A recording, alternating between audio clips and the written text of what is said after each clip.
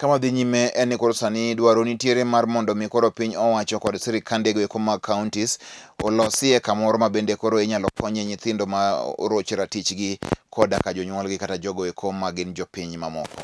Kaluwore kod jataa tije mar kama ikonye nyithindo go eko ma oroch ratichgi e boma manoendo ma Kisumu Mikai Irene Mbori ne olero ni sani endi en ting matek ahinya ne ngato achiel ka onge sir moro amora ma ngato yudo mar mondo mi koro nyithindo gi oyud konyruok ma owinjore.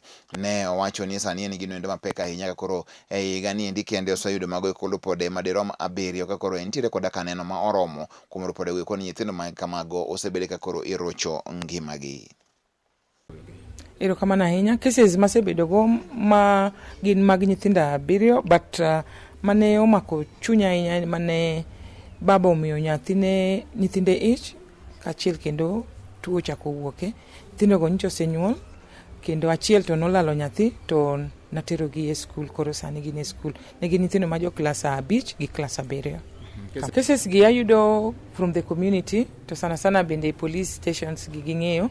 Koro ka giyudo kesa ilango nikech waonge rescue center Kisumu kae, koro igochona tadhi akawo.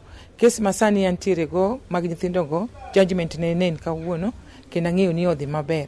To ok en gima yot nikech aonge support ma ng'ama konya, koro en mana support mara kian emomiyo bedo matek seche moko. Cases mag defilement en gima yware, nyithindo nyaka dhi e counseling, nyithindo nyaka dhi e court, kaka kes aila ni nyaka dhi nyaka tamulo court.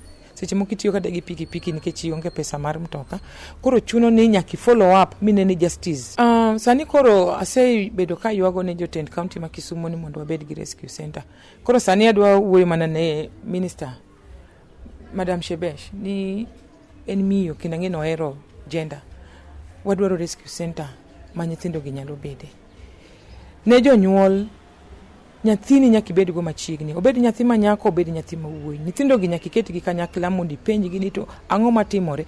Puonj nyithindo kama imako maki to wacho. Kik upuonj nyithindo ni ka iluongo ni dudu. Luong gigo gi nying gi te, ma kata ka nyathi omak thunde to ng'e ni nomak thunda. Kik uket nyithindo ni nyathi ma wuoyi en ng'ama ratego to nyathi ma nyako en ng'ama weak. Apana, nyithindo gi gin nyithindo te. Sama oketh ratich nyathi ma nyako kendo oketh ratich nyathi ma wuoyi, ibiro yudo ka nyathi ma nyako mare bedo more sensitive. Tiyudo ni nyathi ma wuoyi en mare okete kanyo kaka ng'ama dichuo. Apana, cases gi te nyaka puonj gi kamoro achiel.